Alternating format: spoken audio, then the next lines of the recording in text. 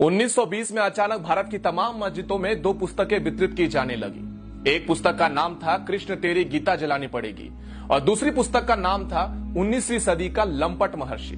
ये दोनों पुस्तकें अनाम थी, इसमें किसी लेखक या प्रकाशक का नाम तक नहीं था और इन दोनों पुस्तकों में भगवान श्री कृष्ण, हिंदू धर्म इत्यादि पर बेहद अश्लील, बेहद घिनौनी बातें लिखी गई थी।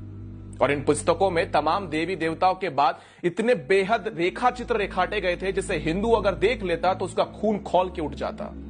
और धीरे धीरे ये दोनों पुस्तकें भारत की हर एक मस्जिदों में वितरित की जाने लगी।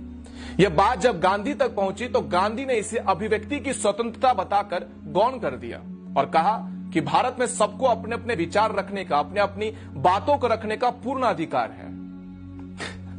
फिर एक दिन अचानक 1923 में लाहौर स्थित राजपाल प्रकाशक के मालिक महाशय राजपाल जी ने एक पुस्तक प्रकाशित की जिसका नाम था रंगीला रसूल। उस पुस्तक के लेखक का नाम गुप्त रखा गया था और लेखक की जगह लिखा गया था दूध का दूध और पानी का पानी। हालांकि उस पुस्तक में असली लेखक पंडित चंपूपति थे जो इस्लाम के जाने माने विद्वान थे और सबसे अच्छी बात यह थी कि उस पुस्तक में कोई भी झूठ नहीं था बल्कि तमाम सबूतों के साथ बाकायदा आयत नंबर, हदीस नंबर इत्यादि देकर कई बातें लिखी गई थी। 1.5 वर्षों तक रंगीला रसूल बिकता रहा पूरे भारत में, कहीं कोई बवाल नहीं हुआ। लेकिन एक दिन अचानक 24 मई 1924 को गांधी ने अपने समाचार पत्र यंग इंडिया में एक लंबा चौड़ा लेख लिखकर रंगीला रसूल पुस्तक की खूब निंदा करी और अंत में 3 पंक्तियां ऐसी लिखी: मुसलमानों को स्वयं ऐसी पुस्तक लिखने वालों को सजा देनी चाहिए।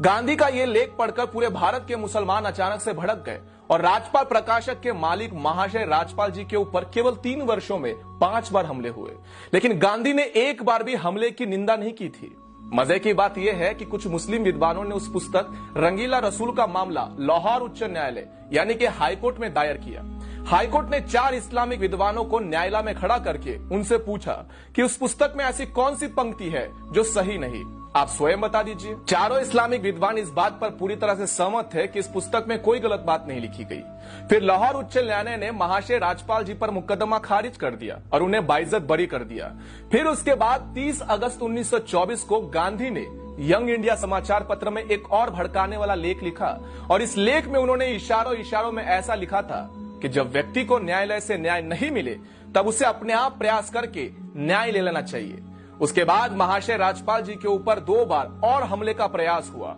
और अंत में 6 अप्रैल 1929 का हमला जानलेवा साबित हुआ जिसमें मोहम्मद इल्म दीन नामक एक युवक ने गदा से महाशय राजपाल जी के ऊपर कई बार वार किए जिनसे उनकी मौत हो गई थी। जिस दिन उनकी हत्या हुई उसके 4 दिन बाद गांधी लाहौर में थे, लेकिन गांधी महाशय राजपाल जी के घर पर शोक प्रकट करने नहीं गए और न ही अपने किसी संपादकीय में महाशय राजपाल जी की हत्या की निंदा की। उसके बाद अंग्रेजों ने मुकदमा चलाकर मात्र 6 महीनों में महाशय राजपाल जी के हत्यारे इल्म दिल को फांसी सुना दी और वो भी इसलिए कि देश में हिंदू समाज जो था वो पूरी तरह से उबल रहा था और अंग्रेजों को लगा यदि उन्होंने जल्दी से फांसी नहीं दी तब अंग्रेजी शासन भी बर्खास्त हो जाएगा, खतरे में आ जाएगा। उसके बाद 4 जून 1929 को गांधी ने अंग्रेज वाइसरॉय को चिट्ठी लिखकर महाशय राजपाल जी के हत्यारे की फांसी की सजा को माफ करने की अनुरोध किया था और इसके अगले ही दिन अपने समाचार पत्र यंग इंडिया में एक लेख लिखते हुए जिसमें गांधी ने यह साबित करने का प्रयत्न किया था कि हत्यारा तो निर्दोष है, नादान है, क्योंकि उसे अपने मजहब का अपमान सहन नहीं हुआ और उसने गुस्से में आकर यह हत्या करने का निर्णय ले लिया।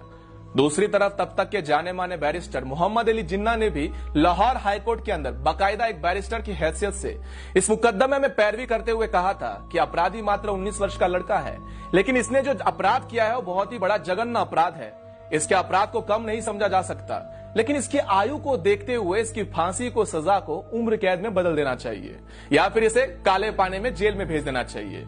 लेकिन अंग्रेजों ने 31 अक्टूबर 1929 को महाशय राजपाल जी के हत्यारे मोहम्मद इल्म दीन को लाहौर जेल में फांसी पर चढ़ा दिया था। बापू, तुम्हारा अहिंसा का पाठ एक तरफा था।